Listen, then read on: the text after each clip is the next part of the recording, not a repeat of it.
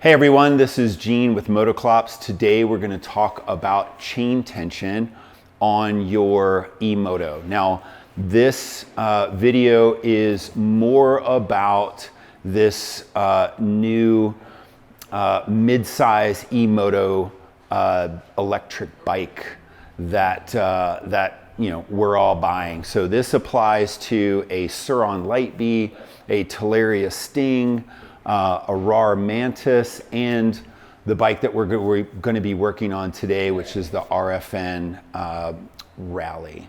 And this bike is just the same as the Beta Explorer as well. So what you're going to see here applies to both of those bikes, but also the other ones that I mentioned.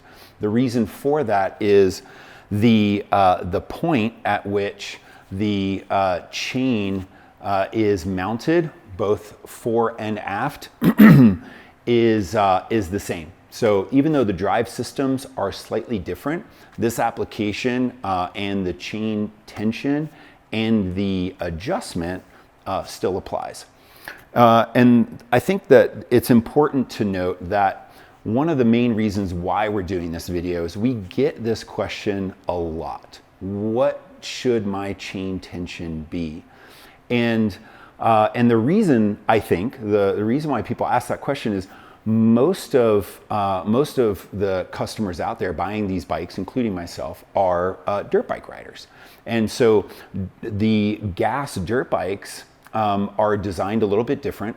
Their countershaft sprocket and their rear sprocket are in different positions, and it requires a different chain tension. So that's the reason why we think it's important to do this video.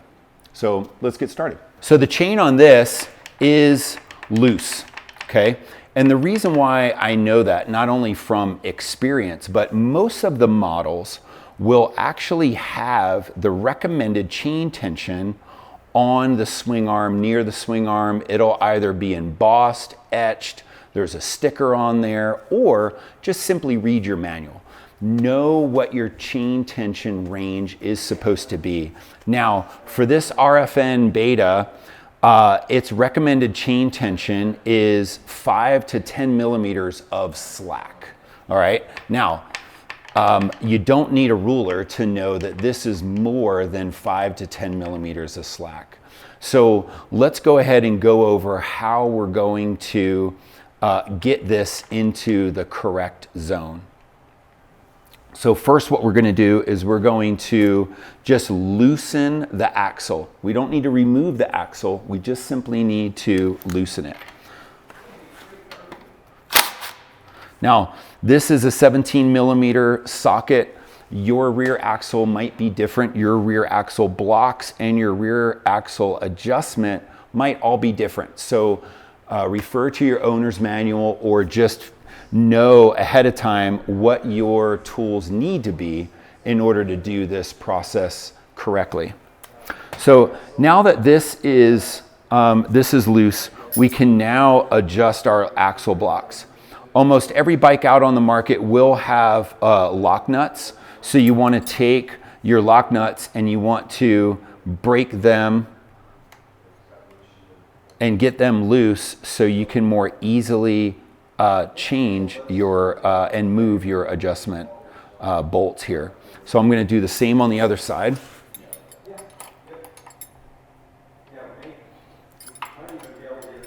Okay. So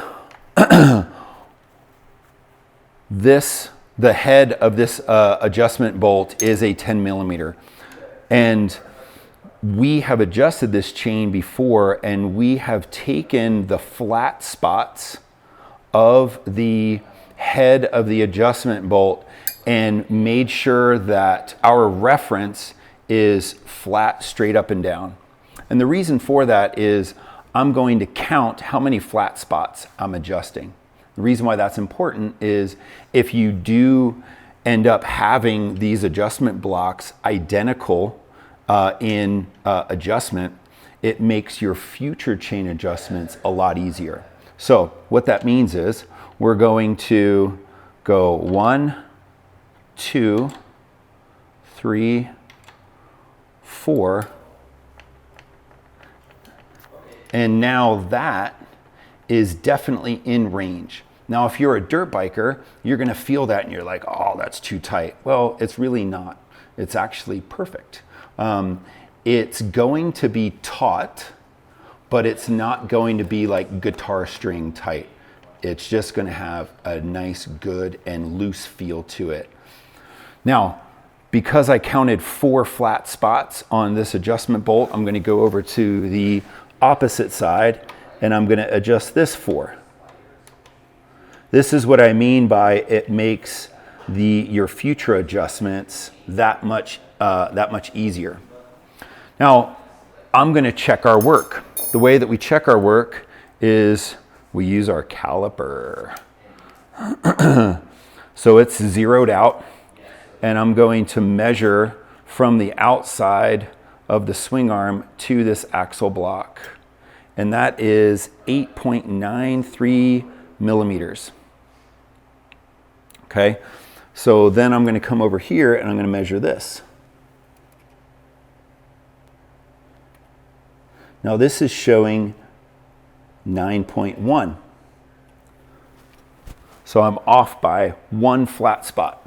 So I'm going to go ahead and adjust that. I'm going to remeasure.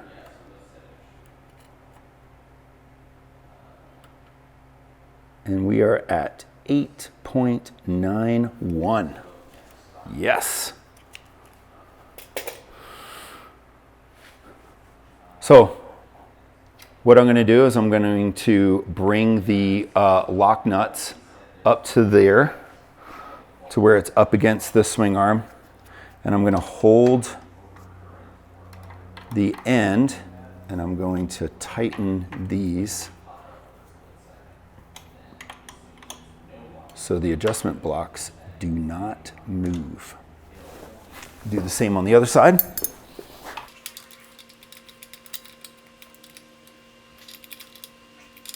Okay.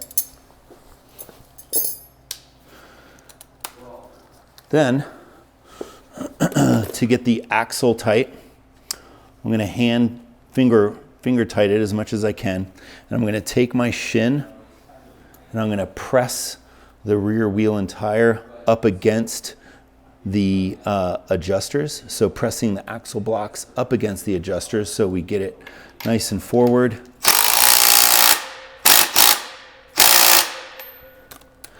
Get that tight. Check our slack, and we're still in range. And there we go. We've got our chain adjustment correct.